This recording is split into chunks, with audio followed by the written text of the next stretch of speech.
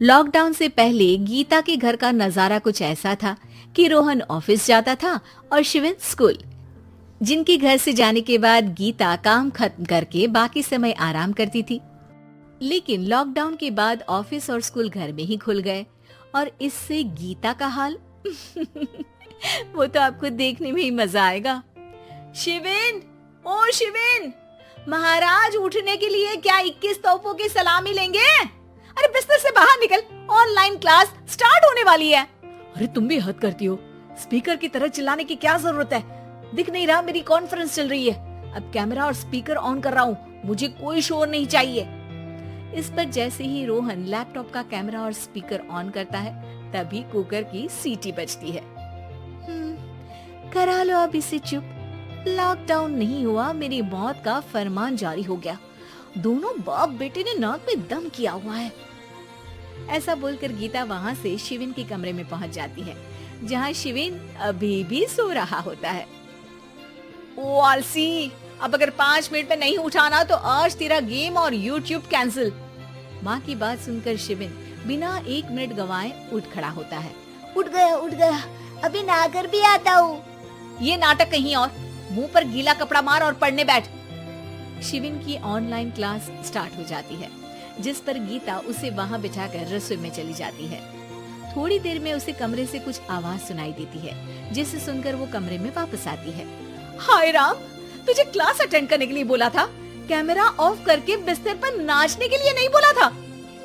Mummy मुझे कुछ समझ नहीं आ रहा, आप बाद में पढ़ा देना ना, वैसे भी अटेंडेंस तो लगी गई है। हाँ हाँ बेटा, जरूर बन जा, तू अभी से हम सबका बाप बन जा। अरे नहीं मतलब कहाँ से लाते हो इतना दिमाग, और पढ़ाई करते हुए ये चला कहाँ जाता है? नाइस क्वेश्चन, दिमाग से पूछकर बता दूंगा। शिविन की बातों से परेशान होकर गीता उसे मारने के लिए जैसे ही आगे बढ़ती है तभी वो कमरे से बाहर भाग जाता है। अब शिविन आगे आगे और गीता हाथ में चप्पल पकड़े उसके पीछे पीछे पूरे घर में दोनों घूम रहे होते हैं। इसी बीच वो रोहन के पास पहुंच जाता है और शिविन को मारने वाली चप्पल रोहन के लैपटॉप पर जाकर गिरती है। ओए माँ! मम्मी, अब पापा को चप्पल मार रही हो? वो आज तक के रिपोर्टर, चुपचाप जाकर क्लास अटेंड कर ले, नहीं तो अगली तेरे पीछे लगेगी। इस पर शिविन वहाँ से चला जाता है, जिसके बाद रोहन गीता से कहता है, इस सर्कस के लिए कुछ बोलना चाहोगी? अरे क्या करूं, जब से तुम दोनों घर में रहने लगे हो, घर अपने आप ही सर्कस बन गया है और मैं तुम्हारी नौकर। कभी बेटी को संभालो तो कभी बाप के नखरे उठाओ। इन्हीं सब उथल पुथल में दिन बीतते रहते हैं, जिसमें हर रोज घर के अंदर कुछ नया सियप्पा खड़ा मिलता है, जो ज्यादातर शिविन और रोहन की ऑनलाइन स्कूल और ऑफिस से रिलेटेड ही होता है। एक सुबह, शिविन चल उठ, आज की क्लास जल्दी है। कैमरा ऑफ करके आप अटेंड कर लो। अरे ऐसे छित्तर पड़ेंगे, दादी नानी सब एक साथ याद आ जाएंगी। गीता की लाख मशक्कतों के बाद क्लास तो खत्म हो जाती है, लेकिन उसके बाद शिविन फोन इस्तेमाल करते हुए इंस्टाग्राम रील बनाने लगता है। रसोड़े में कौन था? तुम थी, मैं थी, कौन था? कौन था? हाँ, मैं गरीब हूँ। अरे ओ गरीब के बेटे, आजा, मैं बनाती हूँ तुझे गरीब। मैं बताती हूँ रसोड़े में कौन था। पढ़ाई करने बोलो तो इनकी माँ मर जाती है और ये पागलपंतियाँ जितनी मर्जी करा लो। गीता शिविन को डांट रही होती है, तभी रोहन बीच में बोल पड़ता है। अरे बच्चा ही तो है, इतना गुस्सा क्यों कर रही हो? बेटे का साथ देने की इसी एक कोशिश में अब शिविन के साथ साथ रोहन भी गीता के गुस्से की सूली पर चढ़ जाता है। अगर बेटे पर इतना ही प्यार आ रहा है तो इसे क्लास अटेंड क्यों नहीं कराते, इसका होमवर्क क्यों नहीं कराते? उस समय तो बहुत जल्दी मीटिंग आ जाती है, वो काम मैं करूँ और यहाँ इस बेफिजूली की चीज में तरफदारी करके बन जाओ महान।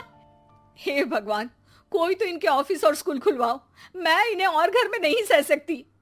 अरे कुछ और मांग लेती, क्योंकि तुम्हारी ये विश इस साल तो पूरी होने से रही, कोरोना।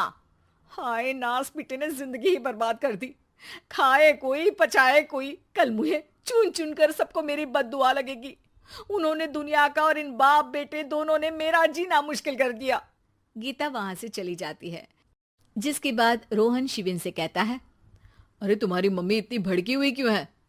आपकी वजह से पूरा समय घर में रहते हो और उस पर कोई काम कराने की जगह बस ऑर्डर देते रहते हो।